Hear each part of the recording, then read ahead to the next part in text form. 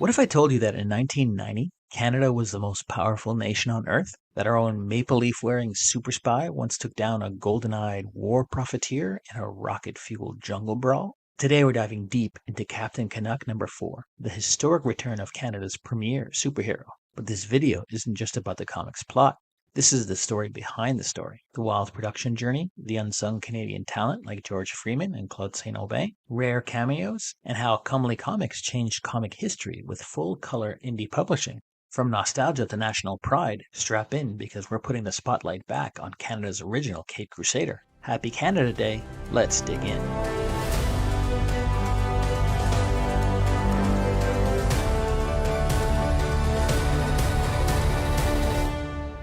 Set in the not-too-distant future of 1990, where Canada is the world's most powerful country, Captain Canuck and his teammates in the Canadian International Security Organization, or CISO, save the world from emerging threats. Following up immediately from events of issue number 3, an injured Captain Canuck lays helpless in an ambulance as it races to parts unknown. His would-be doctor is in actuality a hired gun for the mysterious Mr. Gold. Canuck, accompanied by an innocent but brave nurse, manages to subdue his kidnappers and cause the ambulance to crash. But in his weakened state, Canuck is easily captured again and delivered to Mr. Gold, an evil war profiteer with a false eye and plate in his head made of pure gold. With compatriots Redcoat and Quebec hard on his trail, Canuck and Nurse Laurie are put aboard a rocket ship for parts unknown. Days pass, and Captain Canuck awakens in a makeshift prison cell. Easily making his escape, Canuck finds himself in a small South American village, complete with an ancient temple. Finding and rescuing Nurse Laurie from an attacker provides Canuck with an opportunity. He steals a guard's flying patrol car and straps Laurie's would-be attacker to it, sending him off course and taking many other guards along with it. Meanwhile, he breaks into Mr. Gold's secret hideout in an attempt to destroy his weapons-making factory once and for all. After a harrowing battle that sees Canuck and Laurie facing automatic gunfire and flying ships filled with attackers, Canuck destroys the factory and Mr. Gold's nefarious empire along with it.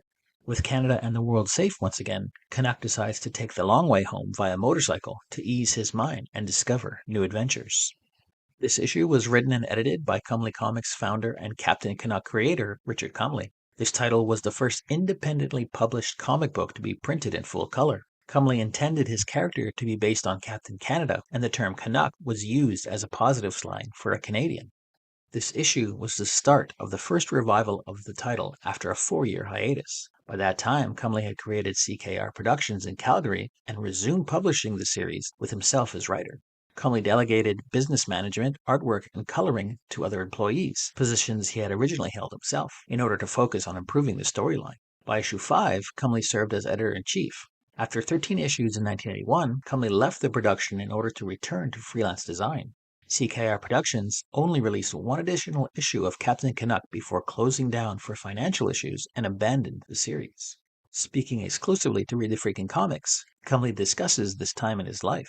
The artwork for Captain Canuck issue 4 was completed before we all moved to Carson, Alberta in August of 1976. We moved up to Calgary in February of 77. I rented a house for my family. George Freeman and Claude Aubin lived in the basement for about 3 months. Claude and I found jobs as commercial artists in Calgary, and George moved back to Winnipeg. I produced and sold 315 black and white full-size copies of issue 4 and found investors in 1978. We started publishing again in April of 1979. Issue number 4 was the first issue where George did all the penciling and most of the inking, and it was also the first edition to be printed at World Color Press in Sparta, Illinois. I did the writing and the lettering. All 3 of us did coloring, which we did by hand painting acetate overlays. Speaking of George Freeman, he was the penciler, co-inker, and colorist on this issue. This was his first comic book assignment. He would later work on titles such as DC's Green Lantern and Aquaman, plus Marvel's Jack of Hearts and The Avengers. He also drew a story in Batman Annual number 11, written by Alan Moore. In 1991, Freeman co-founded Digital Chameleon, a Winnipeg-based comics coloring and inking studio. Freeman was the 1996 Eisner Awards nominee for Best Colorist on Top's The X-Files comic. In 2010, Freeman was inducted into the Canadian Comic Book Creator Hall of Fame.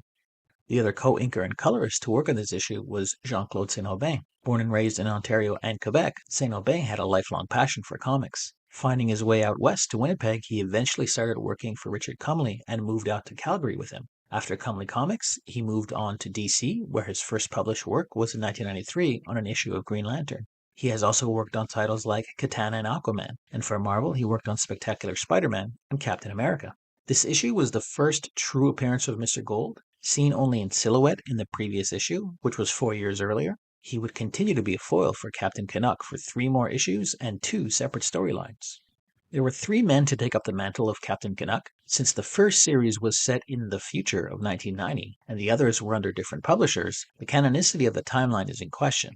However, in the publication's history of the character, Tom Evans was the first true Captain Canuck. Evans was a Canadian secret agent who gained superhuman strength from contact with extraterrestrials. This version ran for 14 issues, plus a summer special, concluding in early 1991. In 2004, the completed issue number 15, which was written and penciled by George Freeman and inked, lettered, and colored by Claude, was published as a limited edition by Comley. The second Captain Canuck was Darren Oak.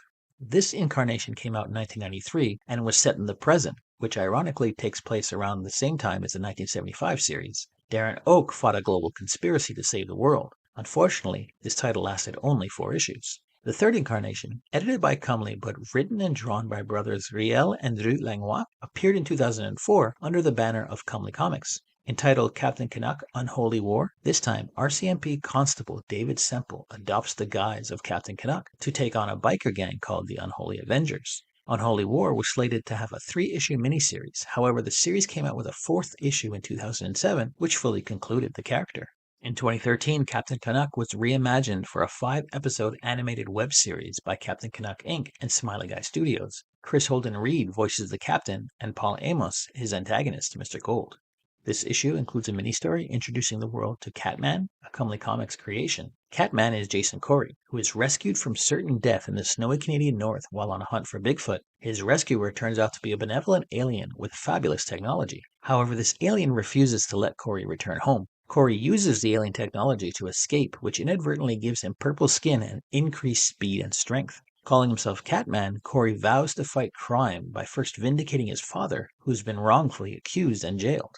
This issue also features a 1-page comic called The Canuck Kid. These original cartoons were created during the 1940s in Canada. After World War II, the publisher discontinued the series. Richard Comley was able to secure the rights to print these previously unpublished 1-pagers by original author Edward Lechman. The premise of The Canuck Kid follows a young boy and his dog being displaced in time by Father Time himself. This particular 1-pager features our young hero witnessing the arrival of Jacques Cartier in Canada in July of 1534. On pure nostalgia and patriotism alone, this comic is worth its weight in gold. I picked up this issue at a garage sale and was really happy I held on to it all these years. The art in issue 4 is vastly superior compared to the first 2 issues, and the writing also shows a marked improvement. Freeman and St. Aubin take this character to another level with their professional interiors and the awesome cover. I am a firm believer that representation matters, and to have a bona fide Canadian hero battling out on Canadian soil really gives me a sense of pride. The character could have gone on to be a true comic book icon had Comley and Company been able to manage both sides of the business and creative side of comic book publishing. While it is nice to see attempts at reboots and relaunches, I have my doubts about seeing the comic hit the mainstream anytime soon. Yes, as Canadians we have Wolverine, Deadpool, and Alpha Flight, but they're part of America's zeitgeist now. Captain Canuck was ours, and for a while there, he was wildly popular. Being a bit more rare due to the limited distribution, I have found some issues of various quality at a wide range of prices. I found an issue available on eBay for $8.89, abebooks.com has one on sale for $49.95, and comicbookrealm.com is selling one for $315. Comley Comics and Captain Canuck are forever intertwined. The idea for a Canadian superhero came to Comley while working at a sign shop alongside co-creator Ron Leishman in the early 70s. However, it was only a few years later that the idea finally took off. Comley started seriously looking into what it would take to make Captain Canuck a reality.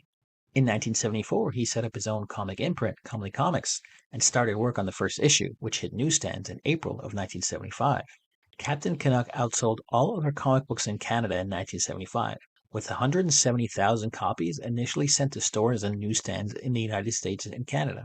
To give you a sense of scale, Canada at that time had a population of about 23 million, just about the total population of California that same year. The comic book industry was not very prominent in Canada in 1979. Many businesses felt that advertising on that platform was not profitable. As such, there are only a couple of genuine advertisements in this issue, and of the 2, only one is another Canadian company. The Auto Upholstery Institute was running an advertisement for their services and looking for future salesmen and women to join their ever-growing team out of Orange, California, just in case you wanted to add some shag carpet to your sweet van. Meanwhile, Maxwell J. Seeley was offering a comic book back issues delivery service out of his shop in Sherbrooke, Quebec, in Montreal. Aside from those two ads, Comely Comics was busy promoting Captain Canuck posters, buttons, visors, pens, and notepads. No doubt some of these are worth quite a bit of money today. This issue mentions smog-ridden Sudbury, so I decided to find a comic shop in the Sudbury, Ontario region. I recommend you check out Comics North Hidden Level Games, located at 106 Elm Street in Greater Sudbury, Ontario, or check them out on Facebook at Comics North Hidden Level Games.